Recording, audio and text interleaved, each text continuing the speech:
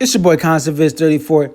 I've talked about DMB Radio a lot on this channel. DMB Radio appears to be ending very soon. It's October 13th as I record this. This is the final weekend of DMB Radio. It'll end next week. So we want to go over some things that can help you move on. I don't want to just be like I was last year saying, look, they're not going to change it. Stop whining, stop complaining. I want to be positive. I want to give people some resources to go explore. If you go and explore these things and you're a DMB fan, I guarantee you will appreciate it. Now, some of you fans, you don't need this. Some of you guys know everything I'm going to go over today. This video may not be for you, or if you want to check in, give your opinions, put them in here. And the cool thing about DMB is even though I have some selections here, there's tons of material that you can go over, download, stream, purchase and get it in CD form, purchase a special collector's set of this stuff. And that's what's great about this. There's so much music you can explore, listen to in mixes with other live tracks, and you will find that you will be entertained. And that's my key thing. I want to keep you guys who found some cool stuff from DMB Radio, a doobie thing, or a early version of 41, or a 1998 version of Before These Crowded Streets song. If you found something really cool, a Dave Solo song from his show out in Seattle, and I believe it was '02.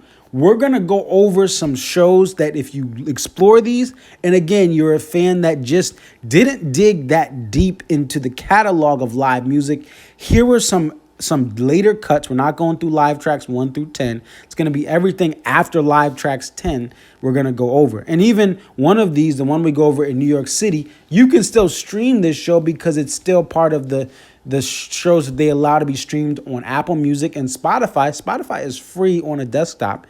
Okay, it's free on the desktop, so you can stream this for free on your laptop. And if you want to make a purchase for a mobile version of Spotify, you can then listen to it in your car, download it to your phone offline, and listen to it. I know some of you guys are resistant to these apps or to getting a streaming plan, but if you're patient, if you just learn to adjust to it, you will find that there's many useful things. So don't be afraid to take a risk.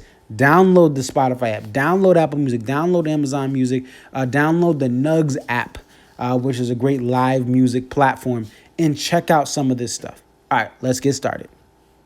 So first we have Live Trax 20. This is one you can go on Spotify, go on Apple Music with your subscription and stream for free. Download it to your phone, download it to your smart device or whatever, and you will be able to listen to it offline as well. Live Trax 20 to me is an awesome way to see this band in '93, August of '93 in New York City. What's also awesome, Warren Haynes guests on this for a couple songs. The Blue Water from this show is amazing. One of my favorite live tracks of this band ever. And you see Warren with this band before they were famous, just jamming with them. And that's something they don't do anymore, especially Dave. So you can see what Dave was like and what Warren was like and what everyone sounded like back in '93. Highly suggest this one just because of it has some special moments. It has a guest. So Live Trax 20, that's going to be number 1. Listen to it. You'll find out a lot of cool things. You'll see a lot of cool things from 1993. We're going to take you to 1997, Live Trax 47 in my home state of Connecticut, in the capital, Hartford, Connecticut. What's cool about this show, Jeff Kaufman, guest on number 41, just ran to this song in the Hartford Half Marathon yesterday. Also, Leave Me Playing, the earlier version of Don't Drink the Water. To me, it's better than Don't Drink the Water, just how raw it is. So you'll hear an early version of Don't Drink the Water a year before, essentially Before These Crowded Streets comes out, and it's called Leave Me Praying. That's what I'll say about this show. Listen to it. I can talk all day about it. You listen, you'll see how great it is. The Arena in Oakland, Live Trax 39. Warriors just left this venue. DMB just opened the new venue, the Chase Center across the Bay in San Fran. So it's only right I add this show. 1998. Okay, this is Before These Crowded Streets album release year. A big album, to me, my favorite DMB album. Mr. Steve Lee White producing and helping out with that album. This show gives you what it was like in 98. There's not many 98 live releases. So this is going to be a show that you're going to be able to experience what it was like to have a song like The Dreaming Tree played live for the first time in front of fans here in Oakland and in many other stops along the way. They got all of these songs newly off the presses live. Some of this stuff, like Leave Me Playing, turns into Don't Drink the Water, they got in the year before, but still a lot of fans were just coming into the band's fandom, and they're getting a great show in 1998 no matter what stop it is. This is one show along the way that'll show you what it was like back in the day. So here we go, 2001, Live Trax 31. This is a great sounding band in 2001. It is an amazing how they sound. Even a song like Satellite just is solid. You see Dave improvising. There's a prelude to Grace, a rare intro to Grace Is Gone that was only performed a couple of times in real life live and never recorded on anything. So I highly suggest this just because of Satellite, how it sounds. The best Satellite you ever hear is Live Trax 31 and a prelude to Grace. There's some other special stuff here. You got a JTR and some other things that add on. But this is an overall just a solid sounding band. Dave jamming, having fun, taking risks, and you don't see that nowadays. So this is a great capture or capsule of what the band was like in '01. Highly suggested. Again, the music will speak for itself. Buy this. Please buy it. I highly suggest it. I'm not playing around. Buy this recording. Live Trax 42, I can say so many great things about this. I like this over in the same year this was recorded, 2007. We have the Piedmont Park 9 Live Trax standalone release. I'm not a fan of the sound of that show per se, but I love this version, Live Trax 42, from the same year. We have Rashawn not being as loud in the mix, not being as annoying in the mix. Leroy is the OG, organizer of how the sound's gonna be. So Rashawn, it sounds great because he listens to Leroy, and Leroy's like you ain't gonna be playing this high type stuff, okay? In the band, we're gonna have a balance, and you see the balance. You have a Dream So Real, a rare song, let alone starting the show with this song. I can only imagine the crowd back then getting that at the beginning. Other great stuff, Shotgun and some other rare songs with extra pizzazz, a little cool outro to Shotgun, and a couple other songs on this. You have some extended stuff. I believe there's a Sweet Up and Down as well that has a special little Dave strumming part towards the end. So I just love this recording because you get to hear what the band would almost be like if Leroy was still alive. Leroy's not going to let this band become a rock band. Leroy's going to have it be jazzy. He's going to say, Rashawn, bruh, you can't be going all high-pitched crazy. You can go high, you can have your fun, but we're going to have a balance to the sound. R.I.P. Leroy Moore, but this show lives forever. Buy it. Buy it, buy it, buy it. It's awesome. We get to 2013, Live Trax 45.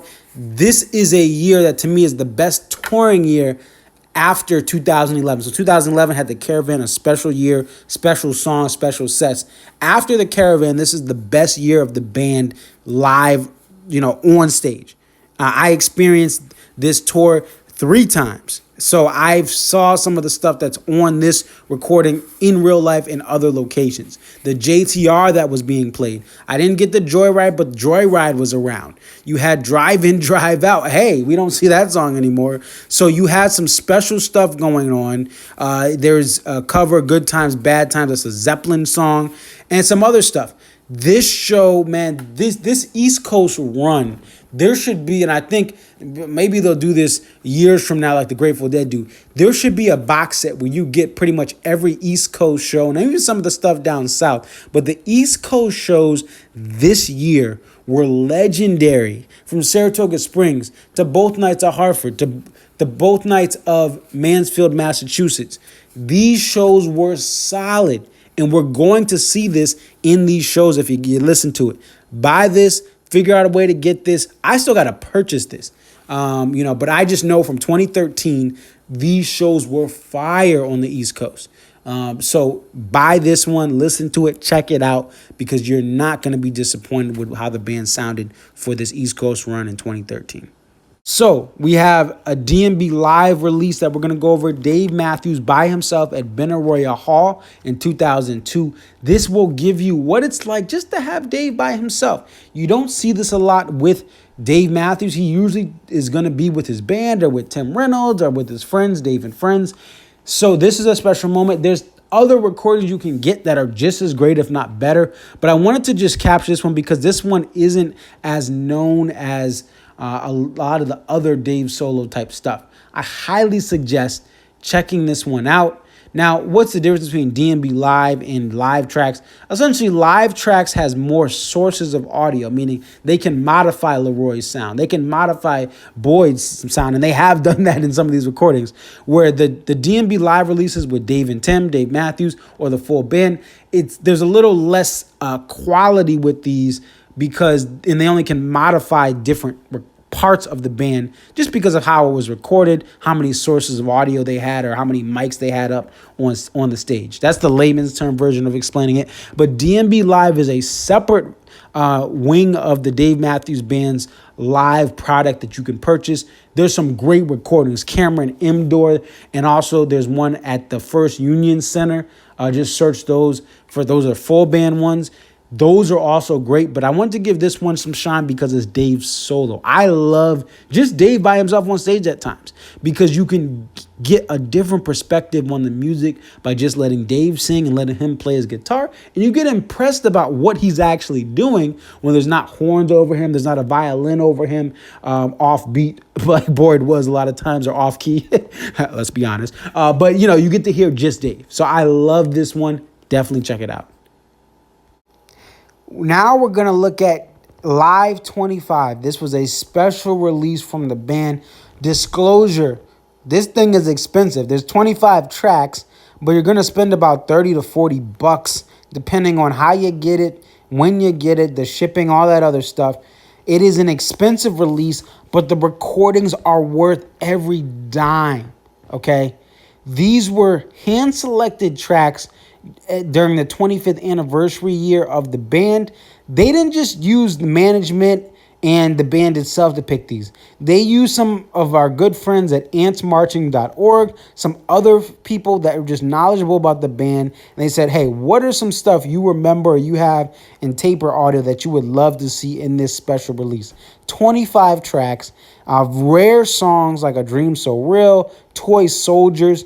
If you are looking to get some of the deeper cuts from this band, or you're interested in hearing some of the best recordings of songs like 41 and Don't Drink the Water, this is the recording, okay? You will not regret purchasing this. It is more expensive, but the recordings are amazing. Songs you know, songs you don't know.